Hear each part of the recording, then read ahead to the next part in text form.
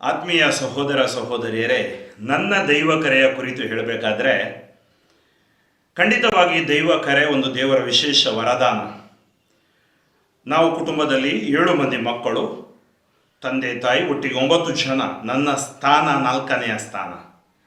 ನನಗೆ ಪ್ರೇರಣೆ ಹೇಗೆ ಸಿಕ್ತು? ನನಗೆ 2ನೇ ತರಗತಿಯಿಂದಲೇ ಫಾದರ್ ಆಗಬೇಕು, ಗುರು ಆಗಬೇಕು ಎಂಬ ಆಸೆ ನನ್ನಲ್ಲಿ ಚಿಗುರೊಡೆಯಿತು. ಅದಕ್ಕೆ ಪೂರಕವಾಗಿ ನಮ್ಮ ಕುಟುಂಬದಲ್ಲಿ ಪ್ರಾರ್ಥನೆ ಇತ್ತು. ಶ್ರೇಷ್ಠ ಸಾಧನ ಕುಟುಂಬ ಪ್ರಾರ್ಥನೆ. ನಮ್ಮ ತಂದೆ ಕುಟುಂಬ ಪ್ರಾರ್ಥನೆಯನ್ನು ನಡೆಸ್ತಿದ್ರು ಅಥವಾ ತಾಯಿ ನಡೆಸ್ತಿದ್ರು. ಬೆಳಿಗ್ಗೆ 5:30 ಗಂಟೆಗೆ ಹೇಳಬೇಕು. ನಾವು ಅರ್ಧ ಗಂಟೆ ಬೆಳಗ್ಗಿನ ಜಾವದ ಪ್ರಾರ್ಥನೆಗಳನ್ನು ಹೇಳಬೇಕು. ತದನಂತರ ನಮ್ಮ ಕೆಲಸ ಕಾರ್ಯಗಳನ್ನು ಪೂರೈಸಿ ನಾವು ಉಪಹಾರ ಮಾಡಿ ಶಾಲೆಗೆ 3 ಕಿಲೋಮೀಟರ್ ನಡ್ಕೊಂಡು ಹೋಗಬೇಕು. ಚರ್ಚಿಗೆ 5 ಕಿಲೋಮೀಟರ್ ನಡ್ಕೊಂಡು ಹೋಗಬೇಕು. ಅಂದರೆ ಆ ಕಷ್ಟದ ಮಧ್ಯೆ ವಿಶ್ವಾಸದಲ್ಲಿ ಬೆಳೆಯುವಂತೆ, ಪ್ರಾರ್ಥನೆಯಲ್ಲಿ ಬೆಳೆಯುವಂತೆ ಪ್ರೇರಣೆ ತಂದೆ ತಾಯಿ. ಇವತ್ತು ನಮಗೆ ದೈವ ಕರೆ ಸಿಗಬೇಕಾದ್ರೆ ಅದರಲ್ಲಿ ಮಹತ್ವದ ಪಾತ್ರ ತಂದೆ ತಾಯಿಯಂದಿರ ಪಾತ್ರ. ಕುಟುಂಬ ಪ್ರಾರ್ಥನೆ ನಮಗೆ ಅಡಿಪಾಯ. ನನಗೂ ಕೂಡ ಅಲ್ಲಿಂದ ಒಂದು ಪ್ರೋತ್ಸಾಹ, ಪ್ರೇರಣೆ ಮತ್ತು ಪ್ರತಿ ವಾರ ಬಲಿಪೂಜೆಗೆ ಹೋಗುವುದು, ಜಪದಲ್ಲಿ ಭಾಗವಹಿಸುವುದು, ಇದೆಲ್ಲ ಮತ್ತು ಗುರುಗಳ ಪ್ರಬೋಧನೆಯನ್ನು ಆಲಿಸುವುದು, ಇವೆಲ್ಲ ನನಗೆ ಪ್ರೇರಣೆಯಾಯಿತು. ಅದರಲ್ಲೂ ವಿಶ್ವವಾಣಿ ಎಂಬುವವರು ಅವರು ಮನೆ ಮನೆಗೆ ಈ ಸಂದೇಶವನ್ನು ಕನ್ನಡದಲ್ಲಿ ಕಳಿಸ್ತಿದ್ರು. ನನಗೆ ಎಲ್ಲೋ ಒಂದು ಲೀಫ್ಲೆಟ್ ಸಿಕ್ತು. ಅದರಲ್ಲಿ ನಿಮಗೆ ಪುಸ್ತಕಗಳು ಬೇಕಾಗಿದ್ದರೆ, ಯೇಸು ಬಗ್ಗೆ ಹೆಚ್ಚು ತಿಳಿಯಬೇಕಾಗಿದ್ದರೆ, ಬೈಬಲಿನ ಸಾಮತಿಗಳು ಮತ್ತು ಈ ಸೂಚಕ ಕಾರ್ಯಗಳು, ಅದ್ಭುತಗಳು ಆಲಿಸಬೇಕಾದರೆ ನಮಗೆ ಬರೆಯಿರಿ. ನಾನು ಅವಾಗ ಬರ್ದಾಕಿದೆ. ಆವಾಗ ಹಳ್ಳಿಯಲ್ಲಿ ಅಂಚೆ ಬರುವುದಂದರೆ ಒಂದು ದೊಡ್ಡದಾದ ಸಂಭ್ರಮ. ನನಗೆ ಪ್ರತಿ ತಿಂಗಳು ವಿಶ್ವವಾಣಿಯಿಂದ ಅಂಚೆ ಬರ್ತಿತ್ತು. ಅವರು ಪುಸ್ತಕಗಳನ್ನು ಕಳಿಸ್ತಿದ್ರು. ಅದರಲ್ಲಿ ನನಗೆ ಪ್ರೇರಣೆಯಾದ ಒಂದು ಘಟನೆ ಲೂಕನ ಶುಭ ಸಂದೇಶ 19ನೇ ಅಧ್ಯಾಯ 1-10 ಜಕ್ಕಾಯನ ಘಟನೆ. ಅಗಾಧ ಪ್ರಭಾವ ನನ್ನ ಮನಸ್ಸಿನ ಮೇಲೆ ಆ ಒಂದು ಘಟನೆ ಬೀರಿತು. ಆ ಜಕ್ಕಾಯನ ಆತುರತೆ, ಯೇಸುವನ್ನು ನೋಡಲು ಮರ ಹತ್ತಿ ಕುಳಿತುಕೊಂಡಿದ್ದು ಮಾತ್ರವಲ್ಲ, ಯೇಸು ಅವನ ಮನೆಗೆ ಹೋಗಿ ಅವನಿಗೆ ಉದ್ಧಾರ ಮತ್ತು ಒಂದು ರಕ್ಷಣೆಯನ್ನು ನೀಡುವಂತಹ ಘಟನೆ, ಅದು ಇವತ್ತೂ ಕೂಡ ನನ್ನ ಸ್ಮೃತಿ ಪಟಲದಲ್ಲಿದೆ. ತದನಂತರ ನನಗೆ ನನ್ನ ಧರ್ಮಕೇಂದ್ರದ ಗುರುಗಳು, ಧರ್ಮಕೇಂದ್ರದಲ್ಲಿ ಅನೇಕ ಕರೆಗಳು. ನಾನು ಸಂತ ಇಗ್ನೇಸಿಯಸ್ ದೇವಾಲಯ ಪಾಲಡ್ಕ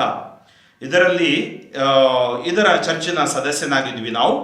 ಅಲ್ಲಿ ಅನೇಕ ದೈವ ಕರೆಗಳಿದ್ವು. ಇವರೆಲ್ಲ ಬ್ರದರ್ಸ್ಗಳು ವಿವಿಧ ಧಾರ್ಮಿಕ ಸಭೆಯಲ್ಲಿ, ಡಯಾಸಿಸ್ಗಳಲ್ಲಿದ್ದರು. ರಜೆಯಲ್ಲಿ ಅವರೆಲ್ಲರೂ ಚರ್ಚಿಗೆ ಬರ್ತಿದ್ರು. ಮತ್ತು ಅವರ ಆದರ್ಶ ಜೀವನ, ಅವರು ನಮಗೆ ಈ ಉಪದೇಶಗಳನ್ನು, ಧರ್ಮೋಪದೇಶಗಳನ್ನು ತೆಗೆದುಕೊಳ್ಳುವ ರೀತಿ, ಅವರು ನಮ್ಮೊಡನೆ ಮಾತನಾಡುವ ರೀತಿ ಮಾತ್ರವಲ್ಲ, ಈ ಬ್ರದರ್ಸ್ಗಳು ನಮ್ಮ ಕುಟುಂಬಗಳನ್ನು ಭೇಟಿ ಮಾಡ್ತಿದ್ರು. ನಮಗೆ ಏನಾಯಿತು, ಒಂಥರ ಸಂತೋಷ, ನಾವು ಕೂಡ ಗುರುಗಳಾಗೋಣ. ಅವರ ಜೀವನ ಮತ್ತು ಅವರ ಒಂದು ವಿಶ್ವಾಸವೂ ಕೂಡ ನಮಗೆ ಪ್ರೇರಣೆ ಆಯಿತು. ಹಾಗೇನೆ ನಮಗೆ ಬಂದ ಧರ್ಮ ಕೇಂದ್ರದ ಗುರುಗಳು, ಅವರಿಗೆ ಬಡವರ ಮೇಲಿರುವ ಪ್ರೀತಿ, ಧರ್ಮಸಭೆಯ ಮೇಲಿರುವ ಪ್ರೀತಿ ಹಾಗೂ ಕುಟುಂಬಗಳ ಮೇಲಿರುವ ಪ್ರೀತಿ. ಧಾರ್ಮಿಕ ಸಹೋದರ ಸಹೋದರಿಯರು ಕೂಡ ನಮ್ಮ ವಿಚಾರಣೆ ಗುರುಗಳಾಗಿದ್ದರು. ಆವಾಗ ಫಾದರ್ ಮಥಾಯಸ್ ಪೆರೇರಾ. 10ನೇ ತರಗತಿ ಆದ ನಂತರ ನಾನು ಈ ಸೆಮಿನರಿಗೆ ನಾನು ಸೇರಬೇಕು ಎಂಬ ಬಯಕೆ, ಹಂಬಲ ಹೆಚ್ಚಾಯಿತು. ಹೀಗೆ ನಾನು ಶಿವಮೊಗ್ಗ ಧರ್ಮಕ್ಷೇತ್ರಕ್ಕೆ ಆವಾಗ ಮೊದಲನೇದಾಗಿ ನಾನು ಸೇರಿಕೊಂಡೆ PUC ಮಾಡಲು ಮಂಗಳೂರಲ್ಲಿ. ತದನಂತರ ಈ ಹೊಸ ಧರ್ಮಕ್ಷೇತ್ರವಾಯಿತು, ಶಿವಮೊಗ್ಗ ಧರ್ಮಕ್ಷೇತ್ರಕ್ಕೆ ನಾನು ಬಂದೆ. ಇಲ್ಲಿಂದ ಈ ಮೈಸೂರಿನಲ್ಲಿ ಬನ್ನಿಮಂಟಪದಲ್ಲಿರುವ ಸೈಂಟ್ ಮೇರಿ ಸೆಮಿನರಿಯಲ್ಲಿ 1 ವರ್ಷ ನನ್ನ ಕಿರಿಯ ಗುರುಮಠದ ತರಬೇತಿಯಲ್ಲಿ ಆಯಿತು.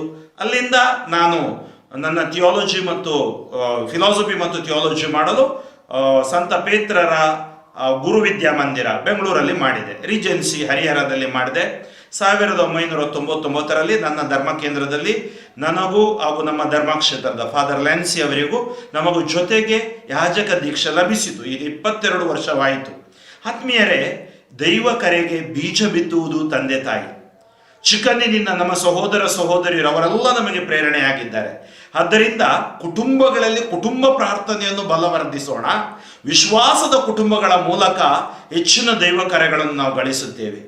ದೇವರು ನಮ್ಮ ಧರ್ಮಕ್ಷೇತ್ರಕ್ಕೂ ಹಾಗೂ ನಮ್ಮ ಧರ್ಮಕ್ಷೇತ್ರ ಎಲ್ಲಾ ಕುಟುಂಬಗಳಿಗೂ ಈ ಆಶೀರ್ವಾದವನ್ನು ದಯಪಾಲಿಸಲಿ ಮತ್ತು ಉತ್ತಮ ದೈವ ಕರೆಗಳು ನಮ್ಮ ಧರ್ಮಕ್ಷೇತ್ರಕ್ಕೂ ಲಭಿಸಲಿ ಮತ್ತು ವಿವಿಧ ಧಾರ್ಮಿಕ ಸಹೋದರ ಸಹೋದರಿಯರ ಸಭೆಗೂ ಲಭಿಸಲೆಂದು ನಾನು ಆಶಿಸುತ್ತೇನೆ ಮತ್ತು ಪ್ರಾರ್ಥಿಸುತ್ತೇನೆ.